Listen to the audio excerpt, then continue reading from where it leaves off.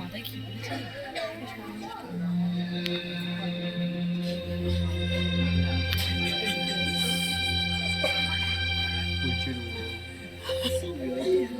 অনেকটা ওৰকম ঠিক বলেছিস একই ৰকম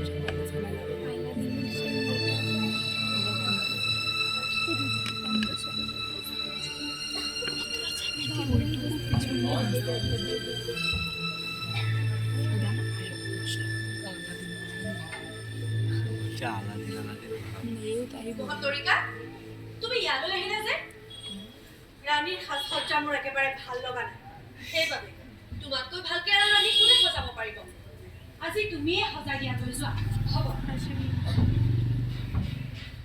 কিন্তু ডালত কি আছে পদুম নে শংখ মহাৰাণীক সুধিলো তেওঁ দেখোন একোৱে নকৰে তেওঁ যে নিশ্চয় জড় পদাৰ্থৰ দৰে হৈ পৰিছে সুধিলেও একো নকয় কিবা এটা আঁকি দিয়া গৈ যোৱা অলপ আগতে মহামন্ত্ৰী ৰাজপুৰোহিত আৰু প্ৰধান সেনাপতি এইফালে আহি থকা দেখিছিল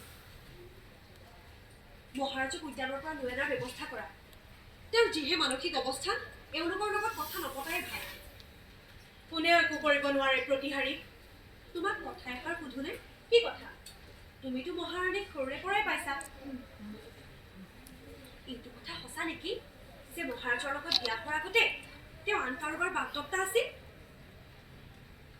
হয় আছিল তেওঁ কোন আছিল এজন অতি দুখীয়া যুৱক নাম আছিল প্ৰদ্যুৎ কিন্তু এতিয়া তেওঁ দুখীয়া নহয় এজন বৰ ডাঙৰ সদাগৰ হ'ল তেওঁ এতিয়া ক'ত থাকে ওচৰতে অৱন্তী নগৰত কিন্তু ইয়াতো তেওঁৰ এটা বৃহৎ অট্টালিকা আছে কি হ'ল কিয় সুধিলা কনচুকীয়ে ক'লে বোলে কি ক'লে কনচুকীয়ে আজি দুপৰীয়া সেইবাটেৰে গৈ থাকোঁতে সেই অট্টালিকাটোৰ চৌপাশ চাফা কৰি থকা দেখিলে আৰু লগোৱাসকলক সুধিলত ক'লে সেই ঘৰৰ গৰাকী হেনো ইয়ালৈ আহিব মহত্তৰিকা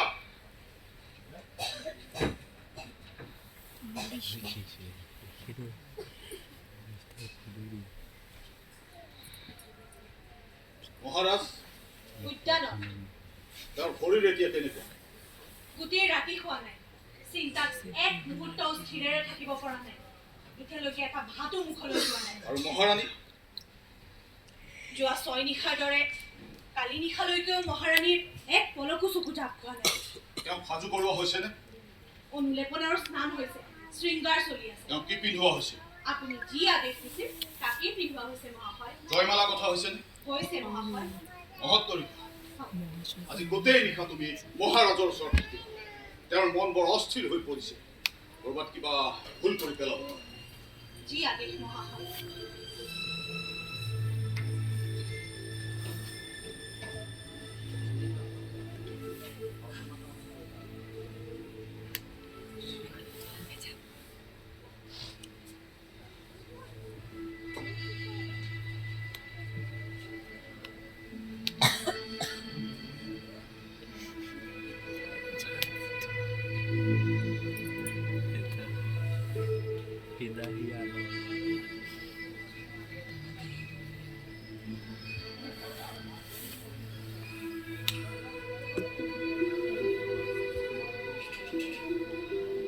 মহত্তৰিকা মহাৰাজ ইমান মনোযোগেৰে কি চাই আছে চাইছিলো তললৈ মণ্ডপৰ ফালে কেনেকৈ সজোৱা হৈছে কল্পনাৰ মধুৰ অনুভূতিৰে মহাৰাজ বৰ কলাসন্মতভাৱে সজোৱা হৈছে মহত্তৰিকা যিসকল ব্যক্তিক মন্ত্ৰী পৰিষদে নিযুক্তি দিছে সেইসকল বৰ কল্পনা প্ৰসূত কিন্তু মই বুজি পোৱা নাই এই ৰাজপ্ৰসাদত কাম কৰা মানুহবোৰৰ আজিকালি হৈছে কি কি হ'ল মহাৰাজ কিবা ত্ৰুটি হৈছে নেকি এতিয়া উদ্যানত দেখি আহিলো সৰু পুখুৰীটোত শেলুৱাই গজিছে পানীৰ অভাৱত ফুল গছবোৰ শুকাই যাব ধৰিছে চন্দ্ৰমল্লিকা ফুলৰ মাজত ঘাঁহ গজিছে আৰু এতিয়া ইয়াত দেখিছো এই মদিৰাৰ পাত্ৰত মলি আৰু এই খোৱা পাত্ৰত ধূলিৰ চামনি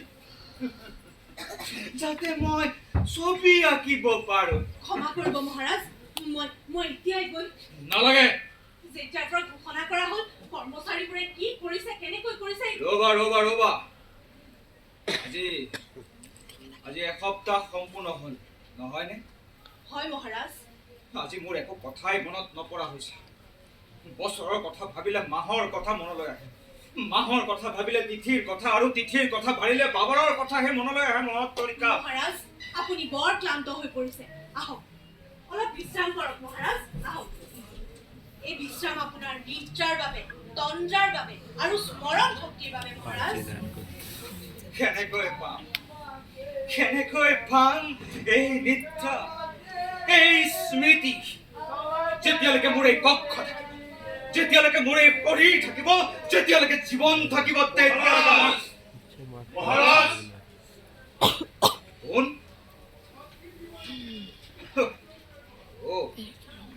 আপোনালোক কাকৰ বহুভক্ত ত্ৰিমূৰ্তি হঠাৎ মোৰ এই জিৰণি কক্ষত উপস্থিত ঘটিছে আপোনালোকৰ আদেশ কওক আমি আপোনাক আৰু কেনেকৈ বুজাম মহাৰাজ হয় মহাৰাজ মহাৰাজ আমি যি কৰি আছো সেই দেশৰ বৃহৎ স্বাৰ্থৰ কাৰণেই কৰি আছো হয় মহাৰাজ আমি ইয়াতকৈ আৰু ভাল উপায় বিচাৰি পোৱা নাই মহাৰাজ আপোনালোকৰ দেশভক্তিত কাৰোৱেই সন্দেহ নাই আপুনি মল্ল ৰাজ্যৰ পৰম্পৰা ভালদৰে জানে ৰজাৰ শাসনকাল 5 বছৰ সম্পূৰ্ণ হোৱাৰ লগে লগে উত্তৰাধিকাৰী ঘোষণা হ'ব লাগে কিন্তু আপোনাৰ বিবাহ আৰু সিংহাসনত বহাৰ অত বছৰ পাছতো আপোনাৰ কোনো উত্তৰাধিকাৰী আৰু মহাৰাজ আপুনি এমাহ শয্যাশায়ী হৈ থাকোতে প্ৰজাসকলৰ মনত সন্দেহ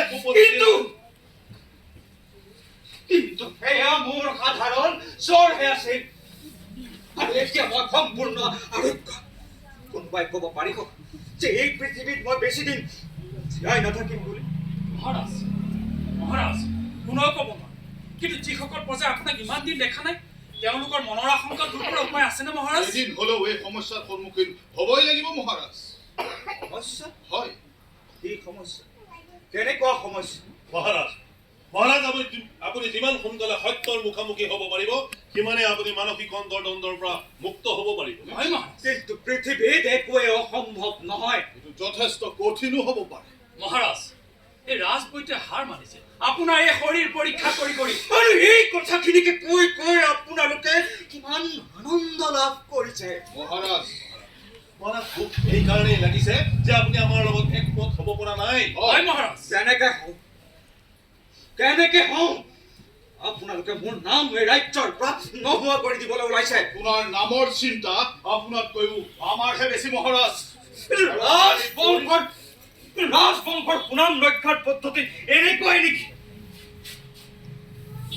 প্ৰভু পৃথিৱীৰ সকলো গ্লানি তুমি মোৰলৈকেহে সাঁচি ৰাখিছিলা মহাৰাজ আপুনি এই কথাটো কেলে বেছি চিন্তা কৰিছে মহাৰাজ হয় মহাৰাজ চকু নথকা মানুহক অন্ধ বুলি ক'লে তেওঁক অপমান কৰা নহয় লাঞ্ছনা বা গঞ্জনা তেওঁই হোৱা উচিত যি আনকো লাঞ্ছনা বা গঞ্জনা দিয়ে কিন্তু য'ত মানুহৰ কোনো দোষ নাই তেনে ক্ষেত্ৰত কিন্তু ইয়াৰ লগত আত্মসন্মানৰ প্ৰশ্ন জড়িত হৈ আছে আপোনালোকে নুবুজিব আপোনালোকে কাৰণ আপোনালোক একোজন পুৰুষ নহয়নে সম্পূৰ্ণ পুৰুষ মহাৰাজ আপোনাৰ এই দুখৰ সমভাগী আমি মহাৰাজ হয় মহাৰাজ আমিও শাসন যন্ত্ৰৰ একোটা অংশ আমি আপোনাৰ লগত আছো হয় মহাৰাজ মহাৰাজ অন্ধকাৰৰ এই সময়ছোৱাৰ অংশীদাৰ আমিও মহাৰাজ নহয় কোৱা হ'লে এনেকুৱা চিন্তাৰে বলিয়ালি নকৰিলে কৰিছে কেৱল আপোনালোকৰ নিজৰ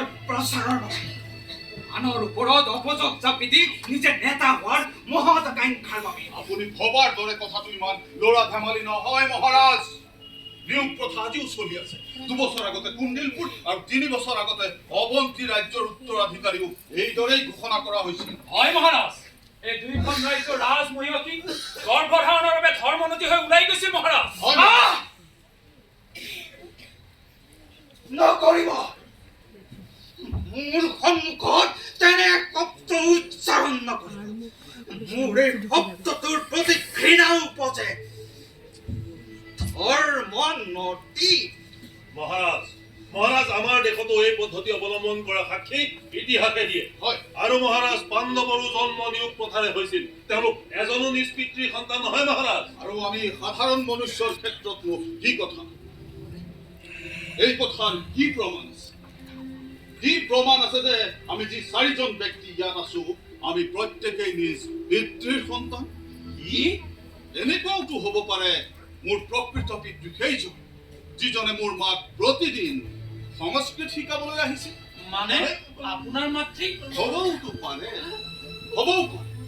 প্ৰধান সেনাপতি মহামন্ত্ৰী এইটোওতো সম্ভৱ হ'ব পাৰে যে হয়। আপোনাৰ প্ৰকৃত পিতৃ সেইজন যিজন ৰাজধানীত থকা সময়ছোৱাত আপোনাৰ মাতৃৰ পতিৰ লগত ঘনিষ্ঠ বন্ধুত্ব আছিল। নাই নাই কেতিয়াও হ'ব মিছা কথা হ'বও পাৰে, নাই নাই হ'ব পাৰে ৰাজগুৰু মহামন্ত্ৰী কওক। এইটোও অসম্ভৱ হ'ব পাৰে যে বিবাহৰ এদিন আগে আপোনাৰ মাতৃয়ে কোনো এক উন্মাদ ঘৰত নিজকে প্ৰেমিকৰ ওচৰত আত্মসমৰ্পণ কৰিছিল। এইটো কেতিয়াও হ'ব নোৱাৰে মহামন্ত্ৰী। হ'বও পাৰে নিয়োগৰ কাৰণ বেলেগ বেলেগ হ'ব পাৰে, ইয়াৰ ৰূপ বা পদ্ধতি বেলেগ বেলেগ হ'ব পাৰে, কেতিয়াবা গোপনে আৰু কেতিয়াবা সকলোৱে জনা শুনাকৈ। কিন্তু মই ইয়াৰ এটাও সমৰ্থন নকৰো। মোৰ বংশত এটা লজ্জাজনক উদাহৰণ থাকি যোৱাটো মই নিবিচাৰো।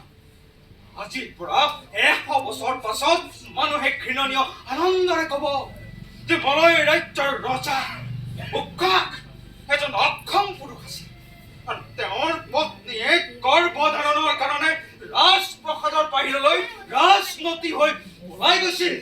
মই মানি নলওঁ এয়া। ইয়াত ইচ্ছা অনিচ্ছাৰ কথা নাহে মহাৰাজ।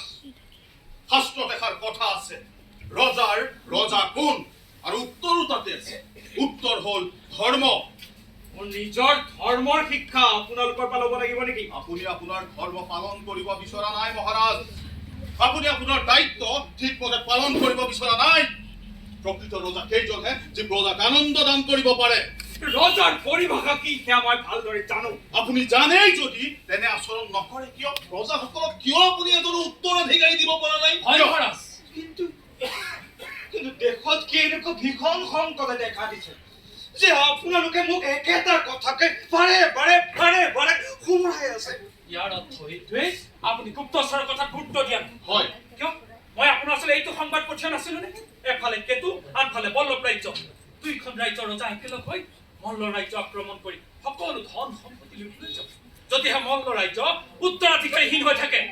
কিন্তু এই কথা তেতিয়া সম্ভৱ আছিল যেতিয়া মই ৰোগগ্ৰস্ত হৈ শয্যাশায়ী হৈ আছিলো আৰু এতিয়া মই সম্পূৰ্ণ আৰোগ্য। কিন্তু ৰাজধানীৰ বাহিৰৰ কিমান নাগৰিকে জানে যে আপুনি সম্পূৰ্ণ ৰোগমুক্ত? আৰু গুপ্তচৰে এইটো সম্ভেদ আপোনাক দিছে যে মল্ল ৰাজ্যত গুজব প্ৰচাৰ হৈ আছে যে মহাৰাজ উকাকৰ মৃত্যু হৈছে। হয় মহাৰাজ, মৃত্যু হৈছে।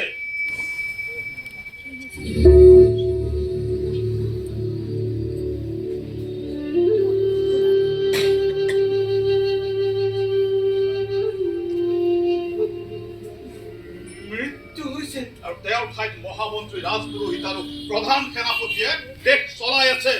আৰু এইদৰে চলাই থাকিলে মল্ল ৰাজ্যৰ কোনোবা উচ্চাকাংক্ষী বিষয়াই ৰাজসিংহাসনত বহিবলৈ কুণ্ঠাবোধ নকৰিব মহাৰাজ। হয় মহাৰাজ। আৰু আপোনালোকৰ ইচ্ছা অনুসৰি ৰাজ্য এজন উত্তৰাধিকাৰী পালে কি লাভ হ'ব? এতিয়া প্ৰজা আৰু সৈন্যসকলৰ মনোবল বৃদ্ধি পাব। শত্ৰুসকল নিৰুৎসাহ হ'ব মহাৰাজ। উত্তৰাধিকাৰী ঘোষণা মানে হ'ল স্থায়িত্ব, এটা পৰম্পৰা ৰক্ষা, যি এজন অতি সাধাৰণ নাগৰিককো অতি সহজে পতিয়ন নিয়াব পাৰে যে তেওঁৰ জীৱন নিৰাপত্তাহীন নহয় আৰু দেশৰ প্ৰতি অহা ভয় ভাবুকি আশংকাক অতি সহজে মষিমূৰ কৰিব পাৰে।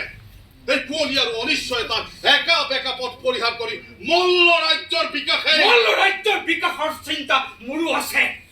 এই চূড়ান্ত অধিকাৰ কেৱল আপোনালোককে দিয়া নাই। কিন্তু অধিকাৰে যেতিয়া আত্মসন্মান লঘু হোৱাৰ ভয়ত নিজৰ দায়িত্ব পালন কৰিব নিবিচাৰে তেতিয়া আমি কি কৰিম? হয় মহাৰাজ, আমি কি কৰিম? সমগ্ৰ দেশৰ শাসন ব্যৱস্থা কেইবা পুৰুষৰ সংঘৰ্ষ কেৱল মাত্ৰ এজন পুৰুষৰ অপবাদৰ ভয়ত। মন্ত্ৰী পৰিষদ,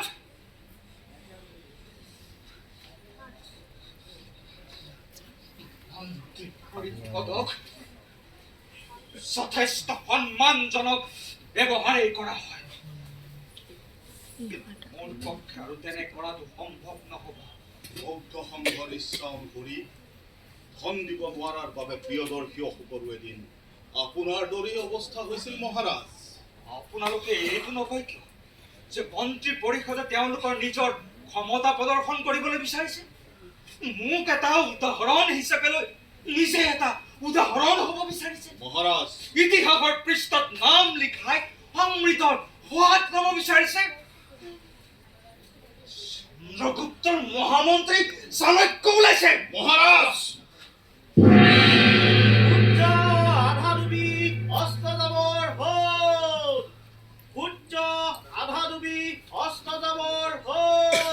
মহামন্ত্ৰী সময় হৈ গৈছে। সময় থাকোঁতে কিবা এটা কৰা উচিত মহামন্ত্ৰী। মহত্তৰিকা মহত্তৰিকা মহাৰাণী সাজু হৈছেনে? হৈছে মহাশয়। তেওঁক কৈ দিয়া সময় হৈ গৈছে।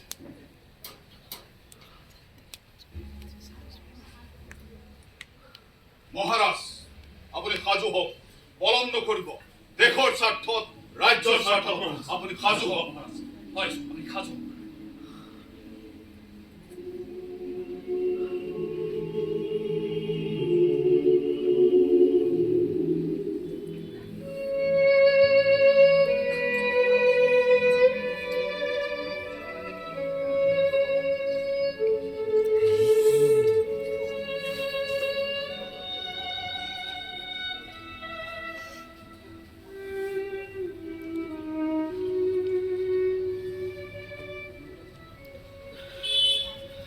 মহাৰাণী এই মুহূৰ্তত মই আপোনাক কি বুলি কওঁ মই নিজেই নাজানো, কিন্তু এটা আশা ৰাখিছো আপুনি পৰিস্থিতিৰ অনিবাৰ্যতা বুজি পাইছে। আমি উপায় দিম। ৰাজপুৰোহিত মহামন্ত্ৰী হয়।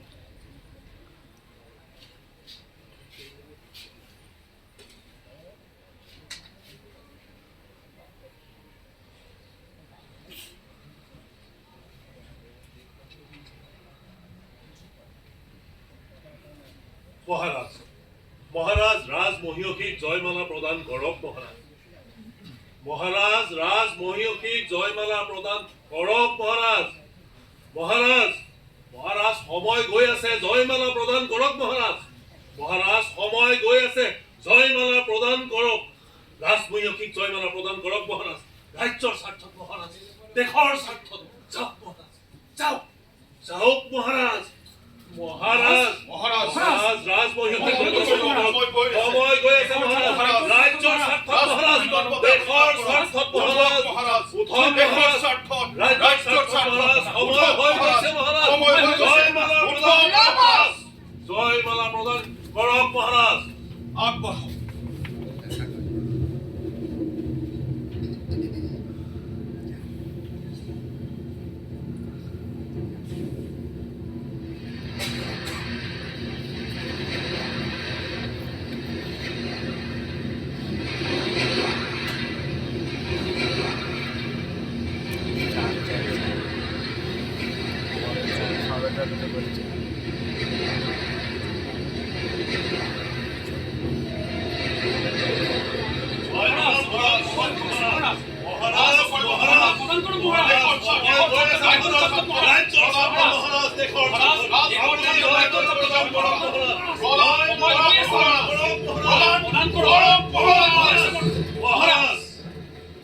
মহাৰাজ মই আপোনাক এতিয়া যি কৈ যাম আপুনি মোৰ লগত কৈ যাব। ৰাজমহিয়সী ক্ষীৰৱতী, মই মল্ল ৰাজ্যৰ ৰজা আৰু তোমাৰ পতি ভোক্তাকে ৰাজ্যৰ এই গভীৰ সংকটৰ সময়ত মন্ত্ৰী পৰিষদৰ সিদ্ধান্তক সন্মান জনাই তোমাক 3 বাৰৰ বাবে মাতৃত্বৰ সুযোগ প্ৰদান কৰিলো। এয়া তোমাৰ প্ৰথম সুযোগ। মহাৰাজ পালন কৰক। মহাৰাজ সময় গৈ আছে, সময় গৈ আছে। দেশৰ স্বাৰ্থত মহাৰাজ, ৰাজ্যৰ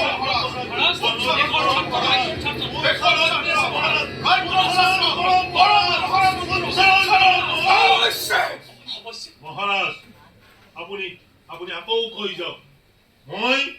মই তোমাক আজি ৰাতিটোৰ বাবে সূৰ্যৰ অন্তিম কিৰণৰ পৰা সূৰ্যৰ প্ৰথম কিৰণলৈ উপপতি নিৰ্বাচনৰ অধিকাৰ প্ৰদান কৰিছো।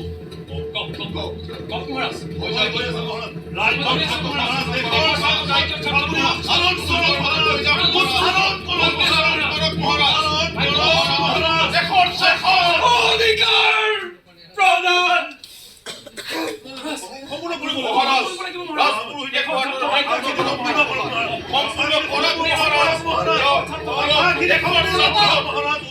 ৰ'ব। আপোনালোক অলপ সময়ৰ বাবে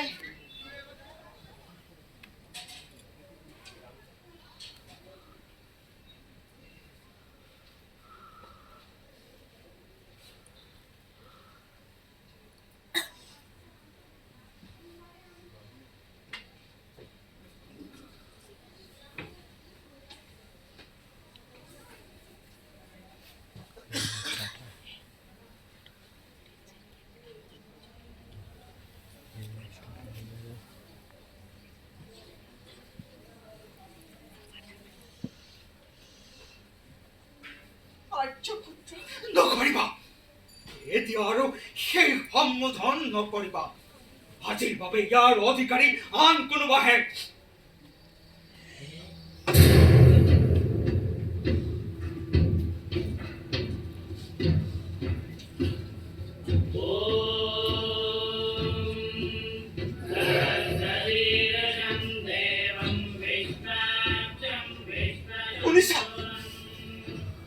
শুনিছা সেই মংগল বাদ্যৰ ধ্বনি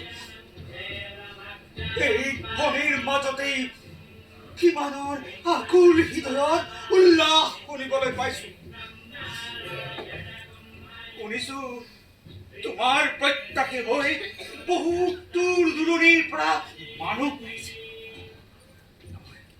নহয় পুৰুষ আহিছে মল্ল ৰাজ্যৰ ইমূৰৰ পৰা সিমূৰলৈ এজনো এনে নাগৰিক নাই যাৰ কাণত সেই ঘোষণা পৰা নাই তুমি বাৰু শুনিছিলানে সেই ঘোষণা কিয় বাৰে বাৰে একেটা কথাকে কয় কিয় শুনা নাই ৰাজধানীতো যোৱা সপ্তাহৰ পৰাই প্ৰতিটো গলি প্ৰতিটো জনপদ প্ৰতিখন উদ্যান প্ৰতিখন ক্ৰীড়াংগন ক'বলৈ দিয়া মোক ক'বলৈ দিয়া সেই ঘোষণাই মোৰ উশাহৰ গতি তেজৰ প্ৰভাৱ প্ৰবল কৰি তুলিছে মোৰ চেতনা তেতিয়া এনে প্ৰতিক্ৰিয়া হৈছে যে এতিয়া কেৱল খাওঁতে বহুতে শুওঁতে উঠোতে খোজ কাঢ়োতে আনকি খোজ কাঢ়োতে মল্ল ৰাজ্যৰ প্ৰতিজন নাগৰিককে জনোৱা হ'ল যে কনষ্টেক পিছতে ৰাজমহীয়সী ক্ষীৰৱতী পূৰ্ণিমা ৰাতি ধৰ্মনদী সাজি ৰাজ প্ৰাংগণত থিয় হ'ব মল্ল ৰাজ্যৰ ৰাজমহীয়সী ক্ষীৰৱতীয়ে তেওঁ নিজ ইচ্ছা অনুসৰি যিকোনো এজন নাগৰিককে এৰাতিৰ কাৰণে সূৰ্যৰ অন্তিম কিৰণৰ পৰা প্ৰথম কিৰণলৈ উপপতি হিচাপে বৰণ কৰিব শুনক শুনক শুনক তুমি জানানে এই ঘোষণাৰ খচৰা কোনে প্ৰস্তুত কৰিছে মই কালি এই মন্ত্ৰী পৰিষদত উত্থাপন কৰিম সেই ঘোষণাৰ খচৰা প্ৰস্তুত কৰা লোকজনক তৎক্ষণাৎ ইয়ালৈ ধৰি আনিব লাগে তেওঁ এটা ভয়াৱহ ভুল কৰিছে নিজ ইচ্ছা অনুসৰি যিকোনো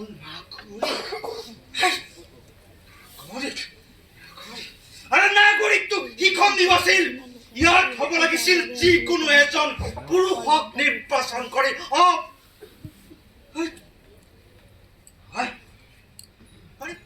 ময়োতো পুৰুষ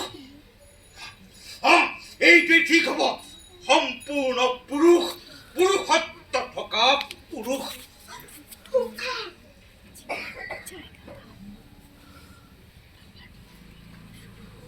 তুমি নিজকে সংযত কৰা উৎসাহ এয়া তোমাৰ পৰীক্ষাৰ সময় মোৰ পৰীক্ষা সহনশীলতাৰ পৰীক্ষা মোৰ আত্মসন্মানৰ পৰীক্ষা তুমি নিজকে অকলশৰীয়া বুলি নাভাবিবা উৎসাহ ময়ো তোমাৰ লগতে আছো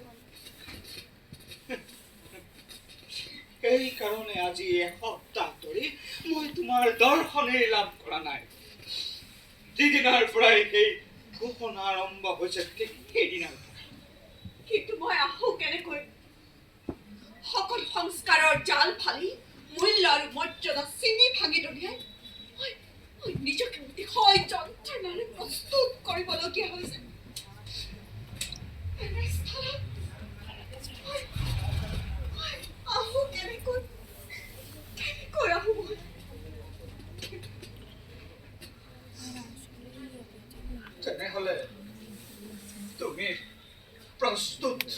নিবিচাৰে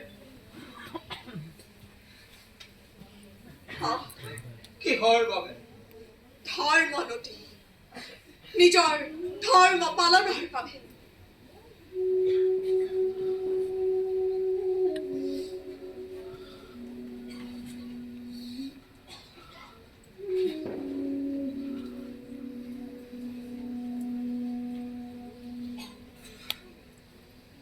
ভাবিছো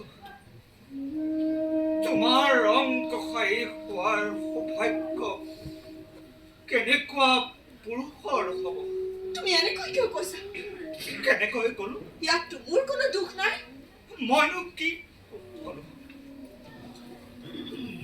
মই কি তোমাক পোনপটীয়াকৈ সুধিছো তুমি কিহত গুৰুত্ব দিয়া সেই পুৰুষৰ স্বাস্থ্যক সৌন্দৰ্যক নে ৰঙক কিহক গুৰুত্ব দিবা তুমি তুমি জানানে অক্কা মই স্বীকাৰ কৰি লৈছো কি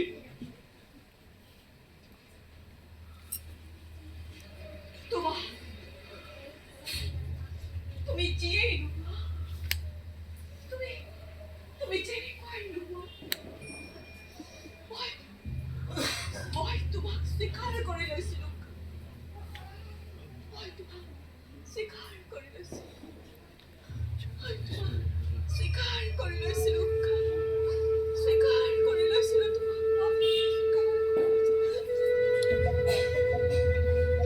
অৱশ্য তোমাক ধন্যবাদ ধন্যবাদ তোমাক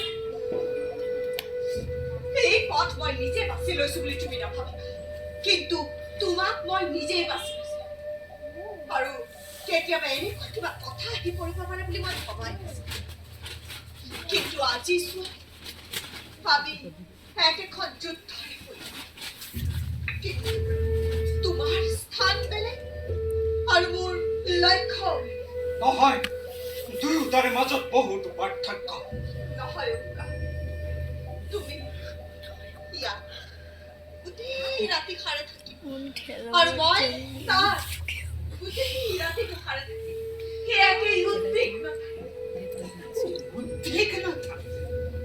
উদ্বিগ্নতাৰে কিয় কিয় এদিন তোমাৰ কবিসকলে মোক কি বিশেষণেৰে বিভূষিত কৰিছিল সূৰ্য স্পৰ্শ যাক সূৰ্যৰ কিৰণেও স্পৰ্শ কৰিব নোৱাৰে আৰু আজি সেইগৰাকী নাৰীয়ে হাতত জয়মালা লৈ ৰাজ প্ৰাংগণত থিয় হ'ব সহস্ৰজনৰ দৃষ্টিৰ কেন্দ্ৰবিন্দু হ'ব মই মোৰ ৰূপ যৌৱন কুমাৰিত্ব এনে এজন পুৰুষক সমৰ্পণ কৰিব লাগিব যাৰ বিষয়ে মই একো নাজানো যাক মই কোনোদিন কেতিয়াও দেখা পোৱা নাই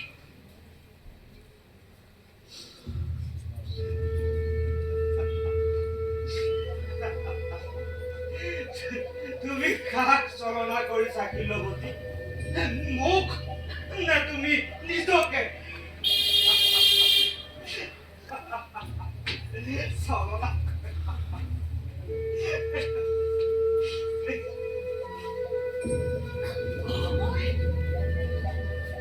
মই তোমাকে সান্তনা দিওঁ নে মই নিজকে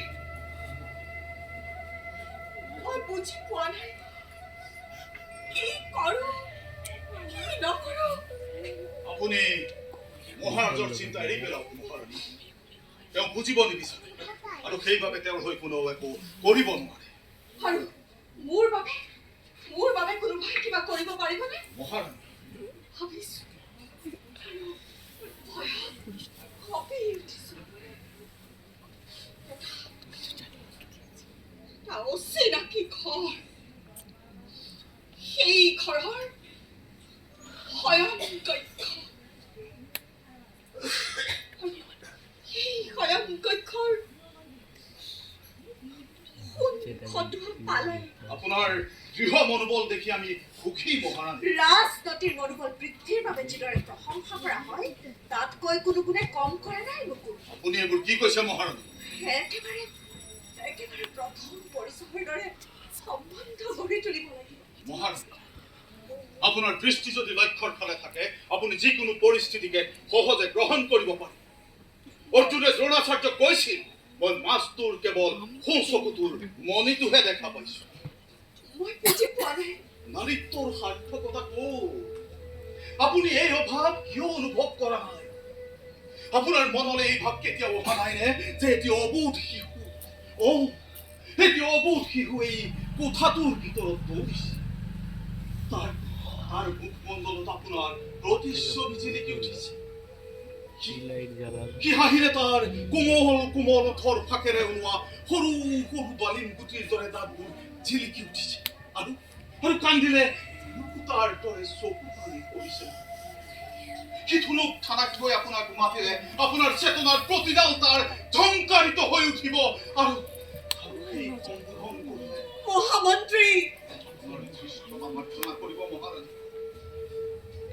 আপোনাৰ এই অৱস্থাৰ কথা মই বুজি পাইছো আপুনি চিন্তাৰ ভুইকুলত অকলে থিয় হৈ আছে এটা অভাৱ এতিয়া পূৰণ কৰিব পৰা নাযায় কিন্তু দ্বিতীয়টো অভাৱ আপুনি নিজে মহামন্ত্ৰী পৃষ্ঠতা মাৰ্জনা কৰিব মহাৰাজ আপুনি সন্মত হোৱা উচিত যে কিবা এক দৈবিক সংযোগৰ ফলতহে আপুনি এই সুবিধা লাভ কৰিছে মৰ্যাদা ধ্বংস কৰি হলেও মহাৰাণী হ'ব লাগিব মাতৃ কিন্তু মোৰ বাবে যে এই যাত্ৰা বৰ কঠিন আপুনি বন্ধু তাত কৈ বান্ধৱ এই বুলি যে মহাৰাণী কেৱল মাত্ৰ এটা নিশাৰ প্ৰশ্ন সূৰ্যাস্তৰ লগে লগে যাব আৰু সূৰ্যোদয়ৰ লগে লগে ঘূৰি আপুনি হয়তো কথাটো এগৰাকী নাৰীৰ দৃষ্টিৰে ভাবি চোৱা নাই সম্পূৰ্ণ অচিনাকি পুৰুষৰ লগত আপোনাৰ উদ্বিগ্নতাৰ কাৰণ বুজি পাইছো মহাৰাণী কিন্তু আপুনি এটা প্ৰক্ৰিয়াৰ পৰা ওলাই অহাৰ কথা ভাবক চকু বন্ধ কৰি লওক কাণ বন্ধ কৰি লওক পঞ্চ ইন্দ্ৰিয় সচেতন কৰি চেতনাকে নিৰ্জীৱ কৰি লওক আৰু মনৰ চকুৰে ভাবক সেই শান্তিৰ কথা মহাৰাণী নাৰীত্বৰ তৃপ্তি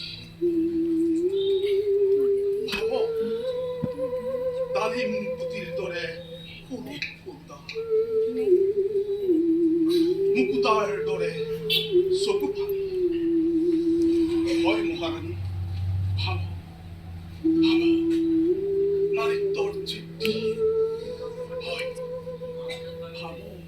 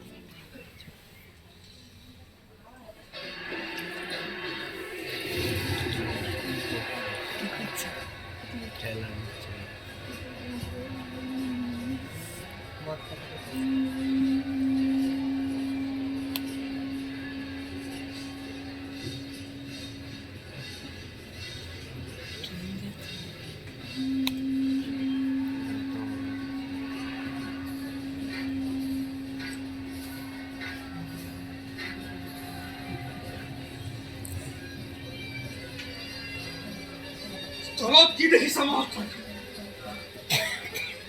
কি দেখিছা তলত ৰাজ প্ৰাংগণ মানুহেৰে ভৰি পৰিছে সৈনিকসকলে তেওঁলোকক আগবঢ়াত বাধা দিছে মণ্ডপৰ ঠিক সৌ মাজতে মল্ল ৰাজ্যৰ পতাকা উৰিছে আৰু তাৰ কাষতে থিয় হৈ আছে মহামন্ত্ৰী আৰু তেওঁৰ কাষত ৰাজপুৰোহিত প্ৰাৰ্থীসকল নিজ নিজ আসনত শাৰী শাৰীকৈ বহি আছে মহাৰাণীয়ে হাতত জয়মালা লৈ ৰাজহংস গতিৰে আগবাঢ়িছে সকলোৰে মহাৰাণীৰ ওপৰত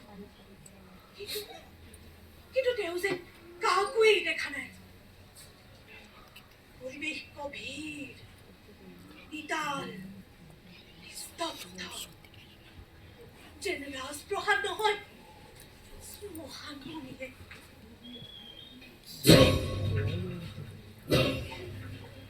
মহাৰাজ সিংহদ্বাৰত এখন ৰথ আহি ৰৈছে আৰু তাৰ পৰা এজন ব্যক্তি নামি আহিছে মহাৰাজ নিশ্চয় কোনোবা প্ৰাৰ্থী হ'ব আৰে এই ব্যক্তিও যেন দেখোন একেবাৰে ওচৰ পালেহি মহাৰাজ মহাৰাণীয়ে দুয়ো শাৰীৰ মাজত থিয় হৈ একেবাৰে স্তব্ধ হৈ ব্যক্তিজনলৈ চাই আছে মহাৰাজ আহকচোন মহাৰাজ আহক আপুনিও চাওক আহক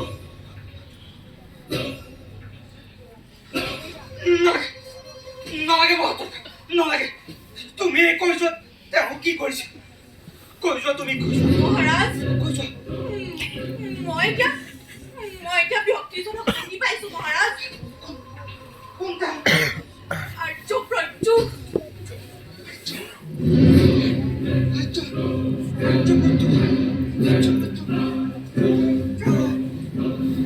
তেওঁ কি কৰিছে মহত্তৰিকা তেওঁ কি কৰিছে মহত্তৰিকা তেওঁ কি কৰিছে মহত্তৰিকা মহাৰাণীয়ে কৈ যোৱা মহাৰাণীয়ে কি কৰিছে কৈ যোৱা মহাৰাণীয়ে আৰ্য প্ৰত্যুষৰ ডিঙিত কৈ যোৱা ডিঙিত কৈ যোৱা মহত্তৰিকা জয়মালা পিন্ধাই দিছে মহাৰাজ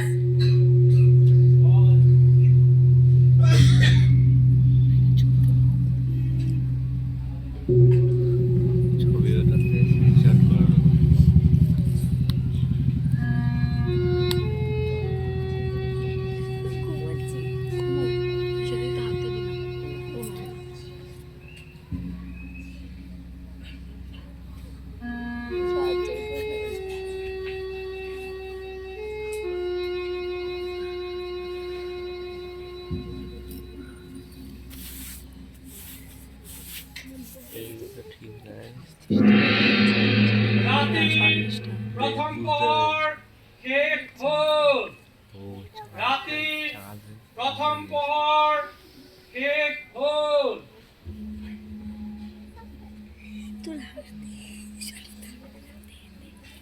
মহাৰাজ ৰাতিৰ এক প্ৰহৰ শেষ হ'ল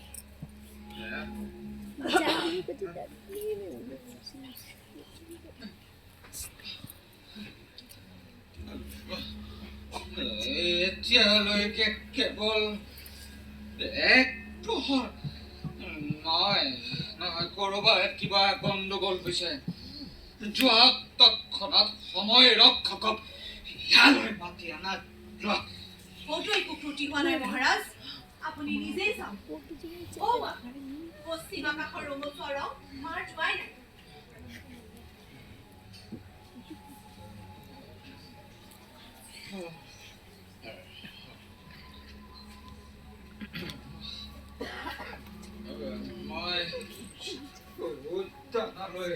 মহাৰাজ আপুনি কিবা অলপ আহাৰ গ্ৰহণ কৰক নিজৰ শৰীৰৰ প্ৰতিওতো যত্ন ল'ব লাগে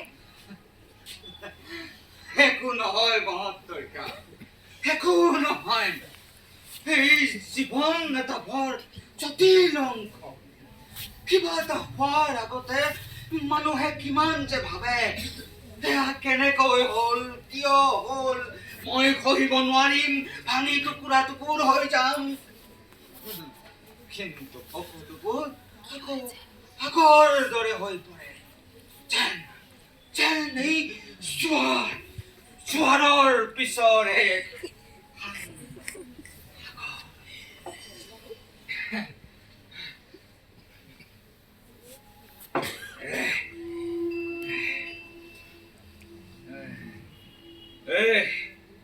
তললৈ কি চাই আছা মহত্তৰিকা কি চাইছা তললৈ খালী মণ্ডপ বতাহত উৰি আছে কাপোৰৰ ভগা তোৰণ মণ্ডপত লগোৱা ফুলবোৰ য'তে ত'তে সিঁচৰতি হৈ পৰি আছে বাগৰি পৰি আছে মংগল কলম সকলোবোৰ মৌন চাৰিওফালে নিস্তব্ধ উৎসৱৰ পিছৰ নিৰ্জনতা মহাৰাজ বাহিৰত গুপ্তচৰে অপেক্ষা কৰি আছে নালাগে যাবলৈ দিয়া অন্তত আজি ৰাতি মই অকলশৰে থাকিবলৈ বিচাৰো যাবলৈ দিয়া এতিয়া আৰু একো বন্ধ হৈ থকা নাই।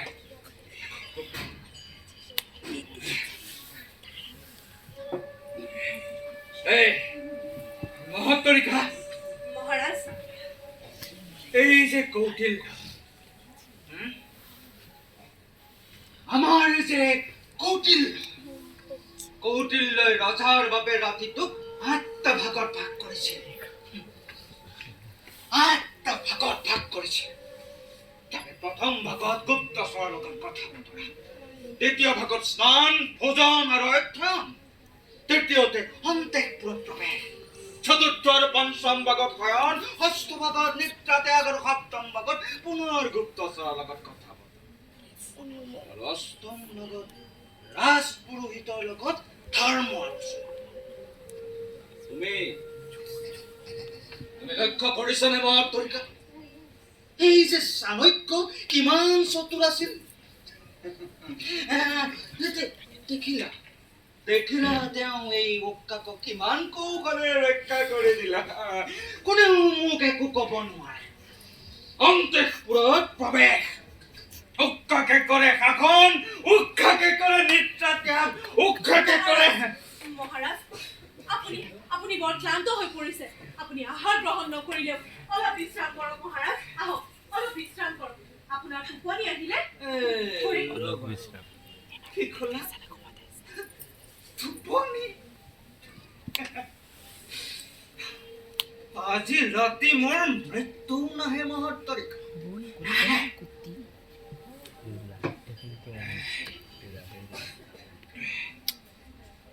মহত্তৰিকা, মহাৰাজ তুমি নিজৰ ঘৰলৈ যোৱা, নিজৰ পতিৰ ওচৰলৈ যোৱা। মোৰ কাৰণে তুমি তোমাৰ পতিৰ সংগৰ পৰা বঞ্চিত হৈছা। যোৱা।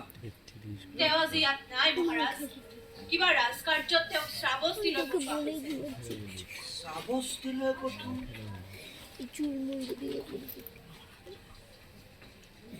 শ্ৰাৱস্তিলৈ পঠোৱা হৈছে? হয় মহাৰাজ। অথচ এই ৰজা উকাকে গমেই নাপায়। আচ্ছা, তেওঁ থকা হলে আজি ৰাতি মহাৰাজ তোমাৰ এতিয়ালৈকে কোনো সন্তান হোৱা নাই নহয়নে? নাই হোৱা। আমি আমাৰ কল্পনা অনুসৰি আগবাঢ়িছো। অৱশ্যে এইবোৰ তোমালোকৰ একান্ত ব্যক্তিগত কথা। মই সোধাটো সম্পূৰ্ণ অনুচিত, কিন্তু তুমি নাজানা এইবোৰ কথা জানিবলৈ মোৰ মন কিমান ব্যাকুল হৈ পৰে। মই কাকো মোৰ অন্তৰত অনুভূতিৰ অংশীদাৰ কৰিব নোৱাৰো। মোৰ দুখখিনি মই কাকো ভগাই দিব নোৱাৰো। কাকো ভগাই এই যে ৰাজসিংহাসন এখন অদৃশ্য বেদ, ইয়াক অতিক্ৰম কৰি না মই সিফালে যাব পাৰো আৰু না কোনোবা মোৰ ফালে আহিব পাৰে। মই কাকো মোৰ অন্তৰৰ অনুভূতিৰ অংশীদাৰ কৰিব, মোৰ দুখখিনি মই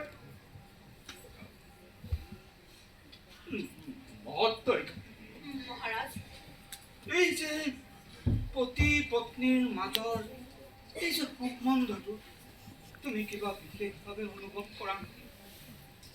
মই বুজিব পৰা নাই মহাৰাজ। মানে আন সকলো কথাতকৈ ব্যতিক্ৰম কিবা মহত্বপূৰ্ণ সহানুভূতি নিঃসন্দেহে অনুভৱ কৰো। কেনেকৈ? নিকটতৰ একেবাৰে অন্তিম সীমাত থিয় হৈ। বাৰু ধৰি লোৱা কিবা ঘটনা নাইবা দুৰ্ঘটনা তোমাৰ আৰু তোমাৰ স্বামীৰ মাজৰ এই যে সম্বন্ধটো নোহোৱা, তেতিয়া এনেকুৱা সম্ভৱ হ'ব পাৰে নেকি? সেইটো কেনেকৈ সম্ভৱ হ'ব মহাৰাজ? মই বাস্তৱৰ কথা কোৱা নাই মহত্তৰিকা। কল্পনা কৰা বৰ কঠিন মহাৰাজ। মই সপোনতো ভাবিব নোৱাৰো যে একো অসম্ভৱ নহয়। একো অসম্ভৱ নহয় একো অসম্ভৱ।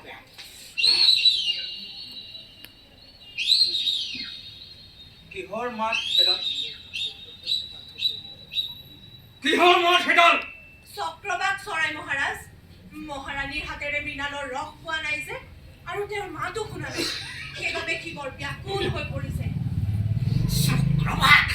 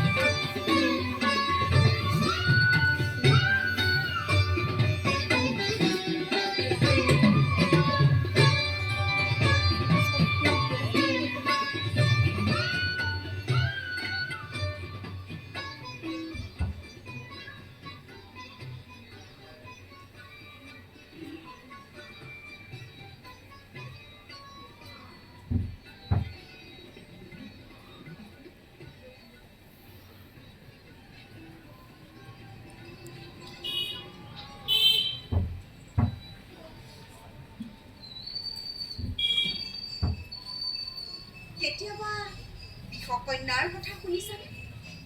কেনেকৈ তাইক অলপ অলপকৈ বিষ খুৱাই খুৱাই তৈয়াৰ কৰা হয়। মই কি আছিলো ইমান ডাঙৰ পৰিয়াল, অথচ সীমিত উপাৰ্জন, অভাৱ, দৰিদ্ৰতা, বঞ্চনা, নোপোৱাৰ বেদনা, আনৰ ওপৰত আক্ৰোশ, নিজৰ ওপৰতে খং আৰু ঘৃণা, এইবোৰ মই আৰম্ভণিৰে পৰা নিয়মিতভাৱেই পাই আছো। বিবাহৰ আগতে জানিছিলানে যে তোমাৰ স্বামী জনা নাছিলো। যদি জানিলাহেঁতেন সিদ্ধান্তৰ সলনি হ'লহেঁতেন নে? যি হৈ গ'ল সেইবোৰ ভাবি জানো এতিয়া লাভ আছে? বাদ দিয়া সেইবোৰ কথা, এতিয়া তোমাৰ কথা কোৱা। শুনিছো তুমি বৰ ডাঙৰ সদাগৰ হ'লা। তোমাৰ বিবাহ হোৱাৰ লগে লগে জানিলো ক'তো আস্থা নাই, ক'তো বিশ্বাস নাই, ক'তো মূল্য নাই।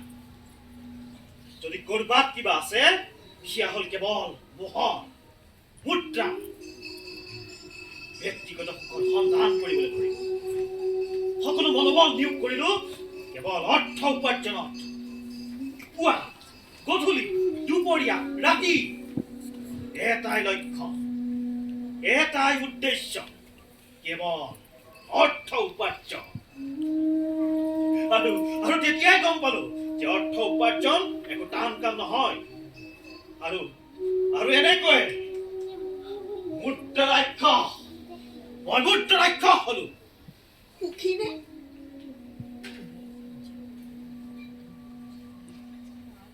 তুমি সুখী নে? মই তোমাক সুধিছো। অৱশ্যে সুখী নহয়। ঐশ্বৰ্য সম্পত্তিয়ে বহুত কিবা কিবি দিব পাৰে। বিবাহ নকৰিলা কিয়? ব্যক্তিগত সুখৰ সন্ধানত বিবাহ নপৰে নেকি? তুমিয়েই কোৱাচোন, পৰে নেকি? বিবাহ হৈছে এক সামাজিক কৰ্তব্য পালন। সেয়াটো মই ইয়াত বহুত ধৰণে কৰি আছো। আৰু বাকী থাকিল শৰীৰৰ আৱশ্যকতা, সেয়া পূৰাবলৈ কিমান বহুত উপায় আছে। অৱশ্যে মই নিজৰ কথাই কৈছো। আৰু মোৰ কথা? সেয়া তোমাৰ নিজা কথা। তুমি এনেকৈ কিয় কৈছা? কেনেকৈ কম? মই ভাবিছিলো তুমি সুখী হবা। কিহত? যি হৈ আছে তাত বিবাহৰ পিছতো তুমি হয়তো নাজানা যে মই এতিয়া কুমাৰী হৈয়ে আছো। তুমি ভাবিছা তোমাৰ কুমাৰীত্বৰ প্ৰতি মোৰ এতিয়াও ৰুচি আছে?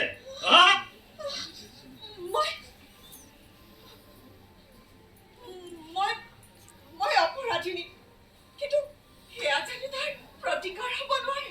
অৱশ্যে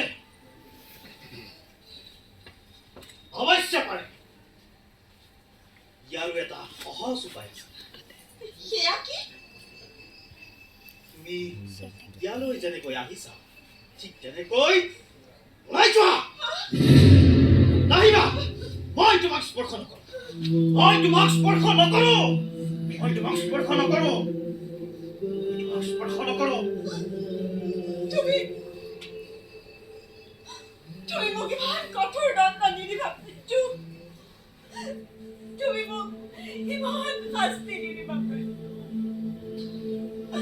ইমান কঠোৰ দণ্ড মোক নিদিবা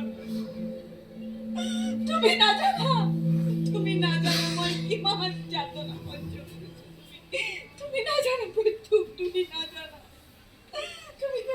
উঠা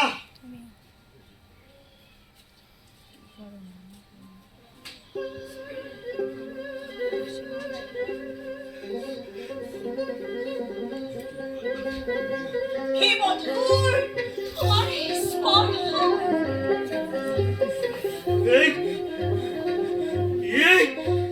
এই উচ্চাৰণ সত্য নহয় ইমান উষ্ণ মিছা এই সকলোবোৰ বিষ মোৰ হৃদয়ত এতিয়াও স্পন্দন আছে প্ৰত্যু মোৰ হৃদয়ত এতিয়াও স্পন্দন আছে প্ৰত্যু মোৰ হৃদয়ত এতিয়াও স্পন্দন আছে হৃদয়ত এতিয়াও স্পন্দন আছে এতিয়াও স্পন্দন আছে প্ৰত্যু মোৰ হৃদয়ত এতিয়াও স্পন্দন আছে প্ৰত্যু মোৰ হৃদয়ত এতিয়াও স্পন্দন আছে প্ৰত্যু মোৰ হৃদয়ত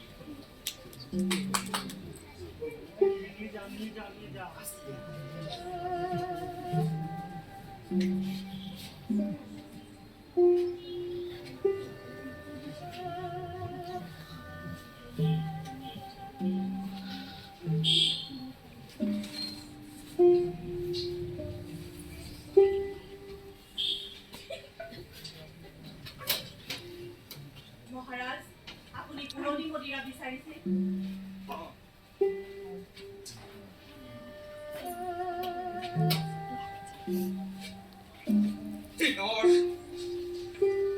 দিনৰ ইমান গতি ইমান প্ৰবাহ অথচ ৰাতি সকলো মৌন হৈ পৰে গোটেই সকলো টোপনি যায় মহাৰাজ নাযায় কাৰোবাৰ টোপনি নাযায় চোৱা ভৱনটোৰে চোৱা ভৱনটোৰ ওপৰৰ কক্ষত চাকি জ্বলি আছে চোৱা চাকি জ্বলি আছে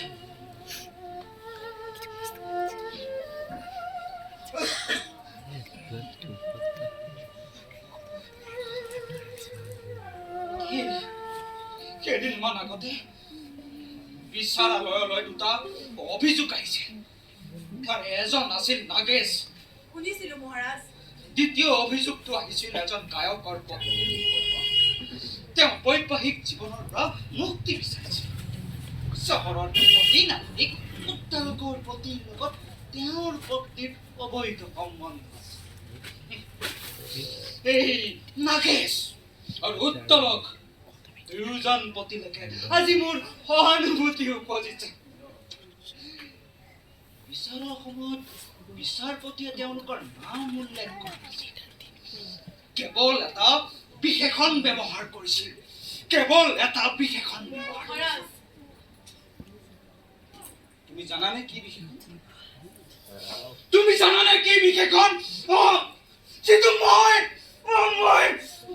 আজি বিশেষ্য নহয় বিশেষ্য কেৱল এটা মই বিশেষণ আজি মোৰ নামো অতলে গৈছে আজি মই বিশেষ্য নহয় বিশেষণ মহাৰাজ মই বিনা বজা মহাৰাজ মই বিনাখন লৈ এই নালাগে মই গান গাওঁ মহাৰাজ মই গান গাওঁ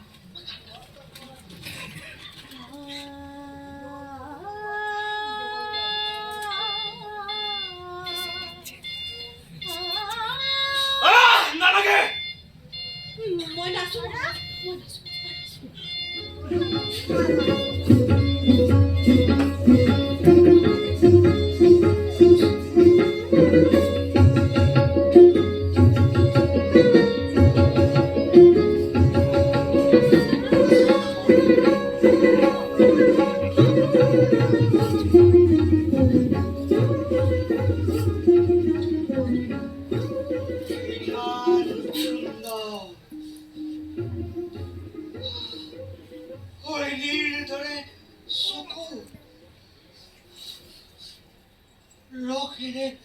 পৰিপূৰ্ণ সুৰ উন্মাদ যৌৱন জুইৰ দৰে সংগ প্ৰতংগ এনেকুৱা অৱস্থাত তুমি কোনোবা পুৰুষৰ সংস্পৰ্শলৈ আহিলে তেওঁ সন্মান আৰু মৰ্যাদাৰ সকলো নিয়ম শৃংখলা ভাঙি মহাৰাজ সঁচাকে কৈছো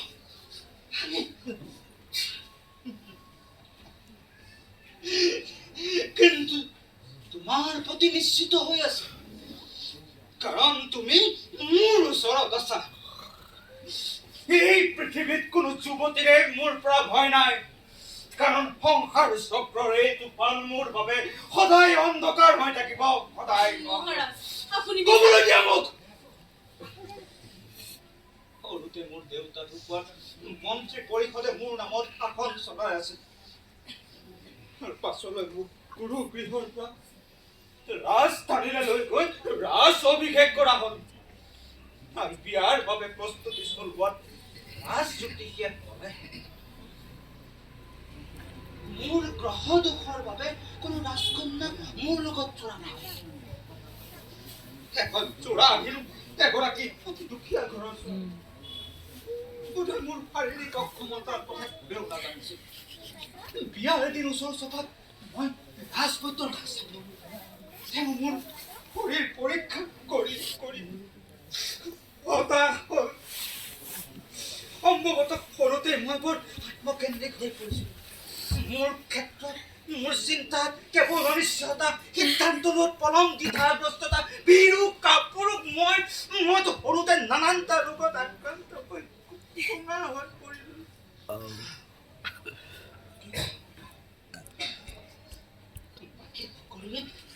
পৰামৰ্শ দিলে বিয়া কিন্তু মোৰ বাবে বিয়া যেনে অৰ্থহীন বাস্তৱ যেতিয়া কামনাৰ দুৱাৰ দলিত দি হৈ নাৰীত্বই পুৰুষত্বক আহ্বান জনাব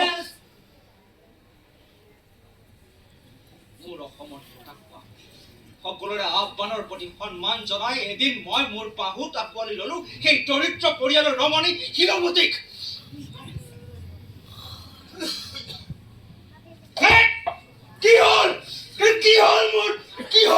কি হল সুধিছিলো মোৰ তেজৰ উষ্ণতা সুধিছিলো মোৰ যৌৱনক সুধিছিলো মোৰ পুৰুষত্বক উত্তৰত নামি আহিছিল এক অন্ধকাৰ ঘোৰ অন্ধকাৰ মহাৰাজ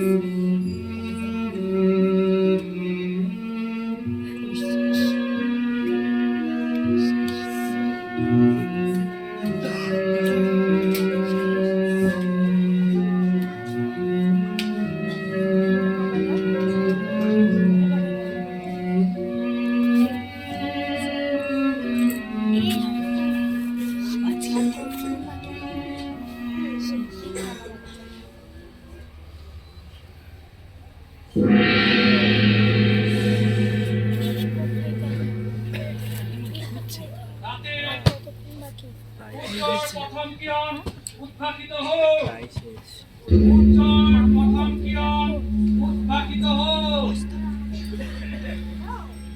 অভিনন্দন মহাৰাজ অভিনন্দন অভিনন্দন মহাৰাজ মহাৰাজ মহাৰাজ অভিনন্দন মহাৰাজ অভিনন্দন সূৰ্যৰ প্ৰথম কিৰণ উদ্ভাসিত হ'ল ৰাজদুৱাৰত মহামন্ত্ৰী ৰাজপুৰোহিত আৰু প্ৰধান সেনাপতি অপেক্ষা কৰি আছে মহাৰাজ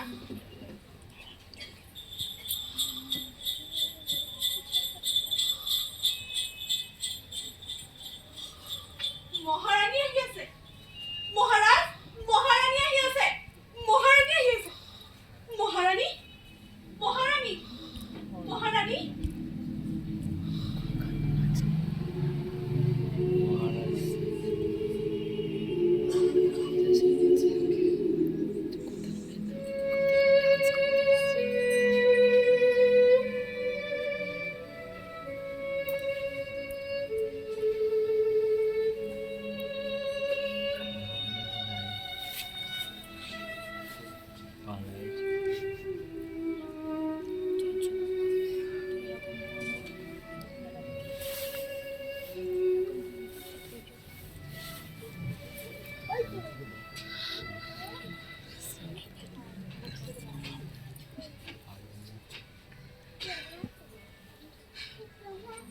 ৰাজমহীয়সী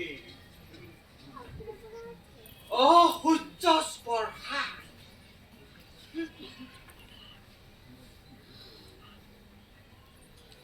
আহিলা এটা উমাল ৰাতিৰ সান্নিধ্য লৈ আহিছাতো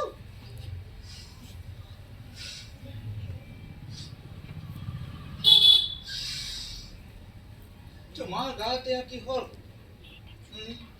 কিহৰ গোন্ধেয়া অংগৰাগ উৰভি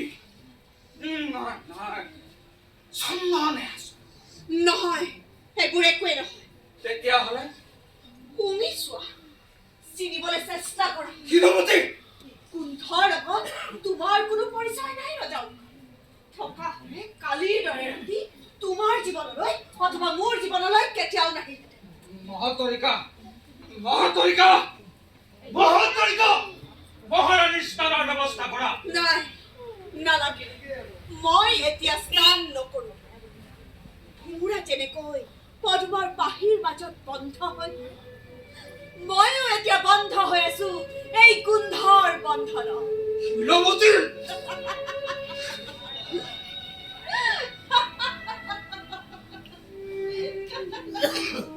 কিয় তোমাৰ সহ্য হোৱা নাই তোমাৰ ৰূপৱতী এতিয়াও ৰাজধানীতেই আছে শিলৱতী আছে আৰু থাকিব যোৱা ৰাতি এফালেদি মই বহুত কিবা কিবি খাইছো আৰু এইটোও জানিছো ইমান দিনে মই কি পোৱা নাছিলো হেৰুৱা পোৱাৰ সন্তোষ আৰু পোৱা হেৰুৱাৰ আক্ৰমণ কিমান সুখ দিব পাৰিলেহেঁতেন এই শৰীৰে কিন্তু মই জনা নাছিলো এনেকৈয়ে বছৰৰ পিছত বছৰ পাৰ হৈ গ'ল সেয়েকে ৰাতিপুৱা উঠা উদ্যানৰ বিচৰণ বীণা বাদন ছবি অঁকা চৰাই কাহাৰ দিয়া দুপৰীয়া খোৱা সন্ধিয়া সভা সমাৰোহত যোগদান কৰে মোৰ দিনটোৰ কাৰ্যসূচী কোনো সাল সলনি নহয় আৰু ৰাতি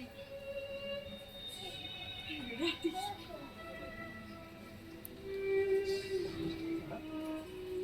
ৰাতি মই নিঃসংগ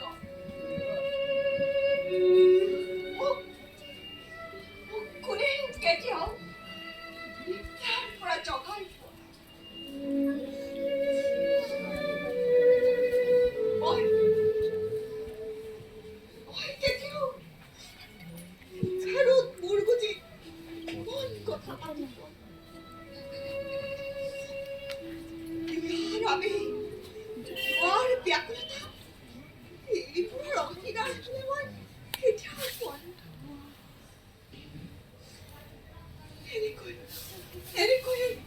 ইটোৰ পিছত ঋতু পাৰ হ'ল কিন্তু তথাপিও মই কোৱা নোকোৱা কিয় নাজানো মই নাজানো তুমি নাজানিব পাৰা কিন্তু তোমাৰ লগত মই পৰিচিত কিহৰ বাবে বৈবাহিক বন্ধনৰ মৰ্যাদা আছে খিলাবতী পালন কৰিছো 5 বছৰ ধৰি মৰ্যাদা পালন কৰি জীৱন পোৱা নাই মই একে ৰাতিতে পাইছো খিলাবতী মই কাক গুৰুত্ব দিম কাক মহত্ব দিম খিলাবতী কালি ৰাতি মোৰ জীৱনলৈ ডাঙৰ এটা পৰিৱৰ্তন তুমি কেনেদৰে অনুভৱ মই মোৰ অনুভৱবোৰ কাৰোবাক বিদায় দিব বিচাৰিছো কাক কওঁ কাক শুনাও মই মোৰ মহত্তৰিকা মহাৰাণী মোৰ দুখৰ লগত মই মোৰ অনুভৱক কাৰোবাক বিদায় দিব বিচাৰিছো মহত্তৰিকা মই বুজি পাইছো মহাৰাণী কিন্তু বৰ্তমান ৰাজদ্বাৰত মহামন্ত্ৰী ৰাজপুৰোহিত আৰু প্ৰধান সেনাপতি অপেক্ষা কৰি আছে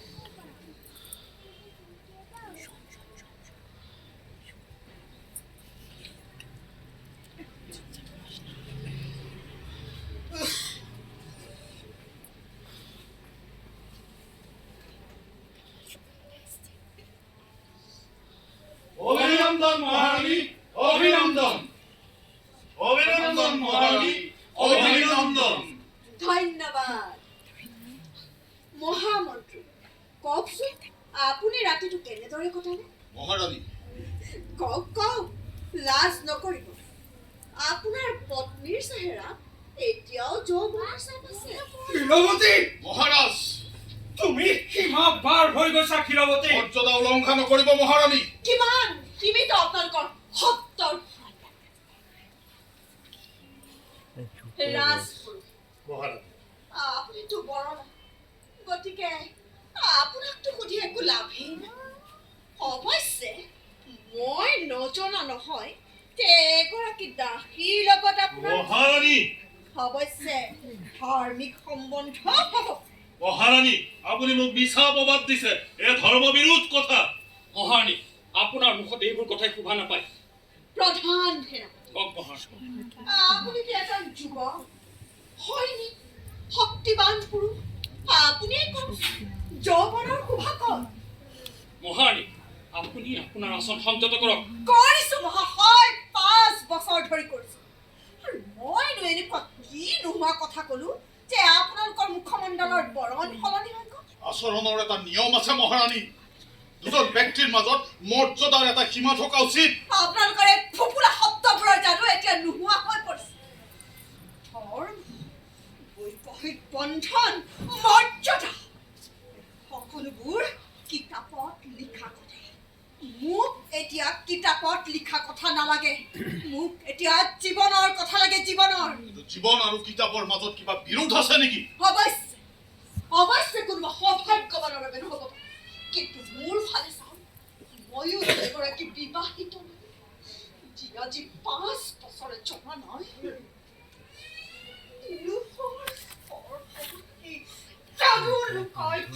মহাৰানী আপুনি বৰ ক্লান্ত হৈ পৰিছে হয় মহাৰাণী আপুনি নিজকে হেৰুৱাই পেলাইছে মহাৰানী আপুনি খন্তেক বিশ্ৰাম কৰক হয় মহাৰাণী খন্তেক বিশ্ৰাম কৰক আপুনি বিশ্ৰাম কৰক বিশ্ৰাম হয় হয় হয় বিশ্বাস গোটেই ৰাতি সাৰে আছো ডাঙৰীয়াসকল হয় হয় হয় এতিয়া গোটেই দিনটো বিশ্ৰাম নিশ্চয় নিশ্চয় এই বিশ্ৰামত থাকিব এক সুখানু মহাৰানী তেতিয়াহ'লে আমি বিদায় লৈছো হয় মহাৰানী মন্ত্ৰী পৰিষদে অধীৰ আগ্ৰহেৰে শুভ সংবাদৰ অপেক্ষা কৰিব নিশ্চয় মল্ল ৰাজ্যৰ প্ৰতিজন জনতাই প্ৰাৰ্থনা কৰিব যাতে মল্ল ৰাজ্যৰ উত্তৰাধিকাৰী অতি শীঘ্ৰে লাভ নিশ্চয় তেতিয়াহ'লে মহাৰানী আমি আহিছো জয় মহাৰানী জয়। জয় মহাৰানী জয় ৰ'ব আপোনালোক নাযাব আপোনালোকে নিশ্চয়কৈ অনুভৱ কৰে যে অনিশ্চয়তাই বৰ ব্যাকুল কৰে নিশ্চয় আৰু প্ৰতীক্ষাই বৰ যন্ত্ৰণা দিয়ে হয় মহাৰানী আপোনালোক মল্ল ৰাজ্যৰ প্ৰভুভক্ত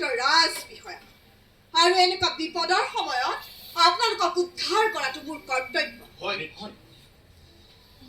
মন্ত্ৰী পৰিষদৰ সিদ্ধান্ত অনুসৰি মোক 3 বাৰৰ বাবে নিয়োগ প্ৰথাৰে সুযোগ দিয়া হয় মহাৰাজ তিনিবাৰ তেতিয়াহ'লে যাওক আৰু ঘোষণা কৰি দিয়ক আজিৰ পৰা ঠিক এসপ্তাহৰ পিছত ৰাজমহীয়সী শিলাৱতী পুনৰ ধৰ্মৰতী হৈ ৰাজ প্ৰাংগণলৈ যাব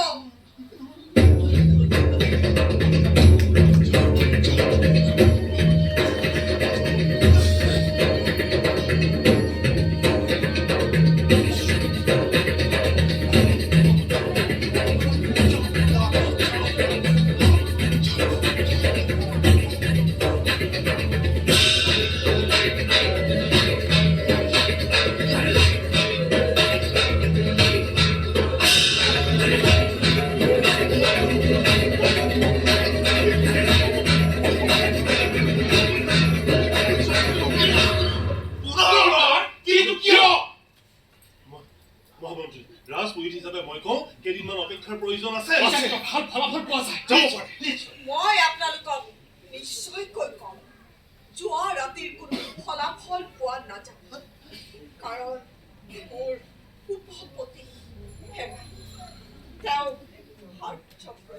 মহাৰাজ মহাৰাজ মহাৰাজ কি হৈছে মহাৰাজ এৰা যোৱা ৰাতি ৰাজমহীষী ধৰ্মনতী সাজি ৰাজ প্ৰাংগণলৈ গৈছিল আৰু এতিয়া উভতি আহিছে অন্য এক সুগন্ধিৰে ভৰপূৰ হৈ মহাৰাজ মহাৰাজ এয়া ধৰ্ম বিৰোধ কথা হয় এয়া ধৰ্মবিৰোধ কথা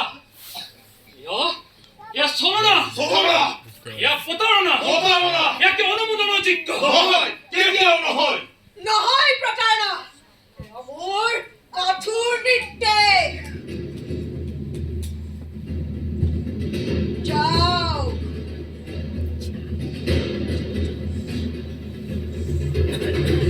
যাও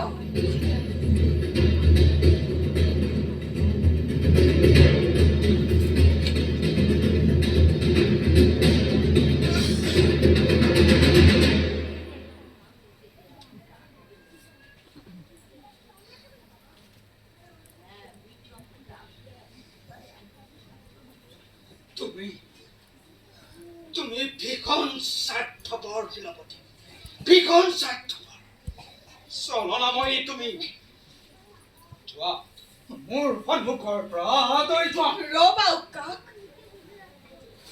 তুমিওতো কম স্বাৰ্থপৰ সামৰ্থ্যহীন হৈও বিবাহৰ জৰিয়তে মোক কোৱা কোন তুমি নে মই তুমি মোক এতিয়াও মনে প্ৰাণে ঘৃণা কৰা প্ৰথমতে কৰিছে কিন্তু এতিয়া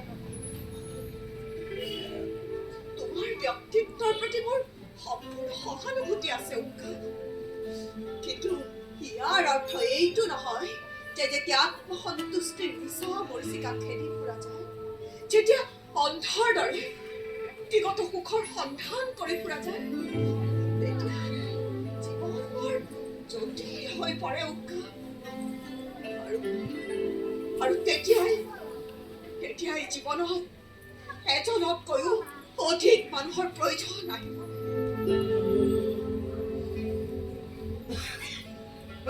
কাৰোবাৰ দ্বাৰা সামাজিক মৰ্যাদা লাভ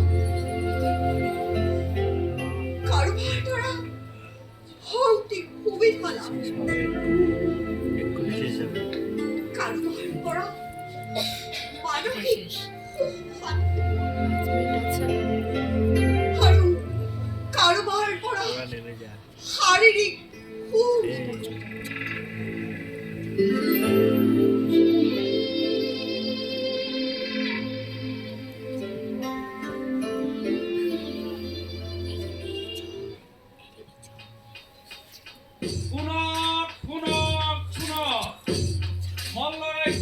প্ৰতিজন নাগৰিককে জনোৱা হ'ল যে আজিৰ পৰা এসপ্তাহৰ পিছত ৰাজমহীয়সী শিলাৱতী ধৰ্মনতী সাজি ৰাজ প্ৰাংগণ থিয় হ'ব